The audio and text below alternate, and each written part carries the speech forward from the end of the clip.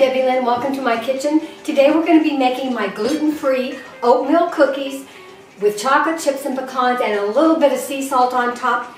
They are the greatest. Let's do it. We're going to start by I am using for my gluten-free flour. I prefer to use King Arthur's flour that you can find in your major grocery stores for gluten-free baking. So let's start by putting a half a cup of the King Arthur gluten-free flour into the bowl. Then I'm going to add a half teaspoon of baking powder, a quarter teaspoon of salt, and a half a teaspoon of the xanthan gum, which you can also find in your major grocery stores. That's going to add a little bit of texture to the gluten-free cookie. Let's put that in. Mix that up.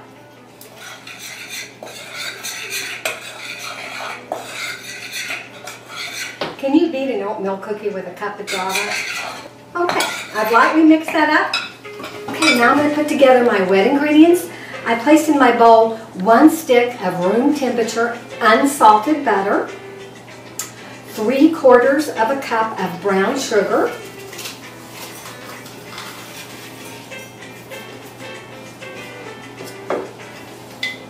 one egg,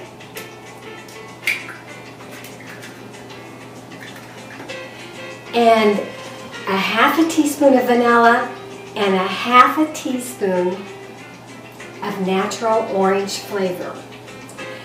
This just brightens the cookie and just gives it a real punch.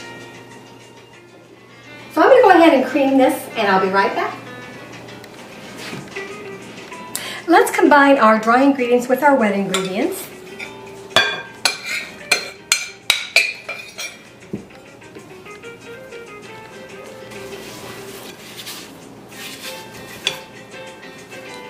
When working with gluten-free flour, it's a good rule of thumb is to undermix as little as possible.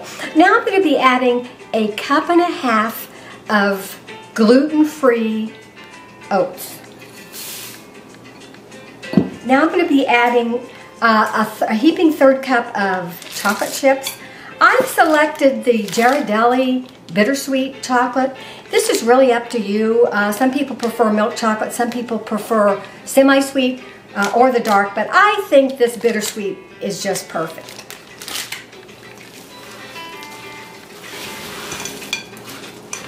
And now I'm going to be adding a half a cup of pecans, unsalted. Okay, now that we've mixed our oatmeal cookies together, I'm going to place my oatmeal cookies mixed in the refrigerator for about half an hour, maybe an hour if possible. Gluten-free cookies really hold up a little bit better if you place them and chill them a little bit in the refrigerator if you have the time. So let's put these in the refrigerator. Okay, I just took my cookie dough out of the refrigerator. It's been chilling for about half an hour. Let's put those cookies on my cookie sheet. I'm going to be using an ice cream scooper. I think it makes it a great size, and it's just nice to work with. You can also, if you would prefer to just use a tablespoon, that's good too. Cannot wait to have one of these with my cup of Java. I want to make a point of setting my cookies a few inches apart when I'm working with gluten-free flour. Okay, I've just placed 9 cookies on top of my parchment paper, which is on top of my cookie sheet. I placed just 2 or 3 little, I call them white diamond nuggets of sea salt, which is coarse sea salt. Just sprinkled a couple on top of each of the cookies. It gives the cookie just a little extra punch. My oven's set for 350 degrees, and I'm going to keep an eye on these around 9 to 10 minutes.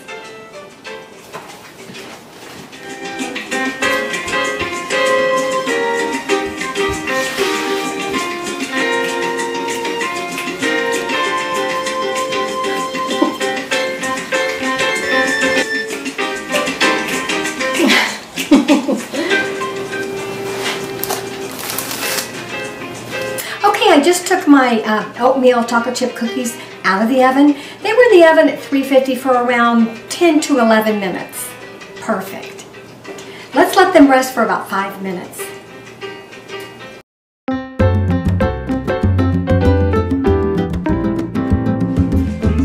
The perfect gluten-free oatmeal chocolate chip cookie on the face of the earth. It is fantastic. It is amped up with a hint and subtle flavor of that orange against the dark chocolate and my sea salt on top. It is out of this world. It's good for the soul. See you soon.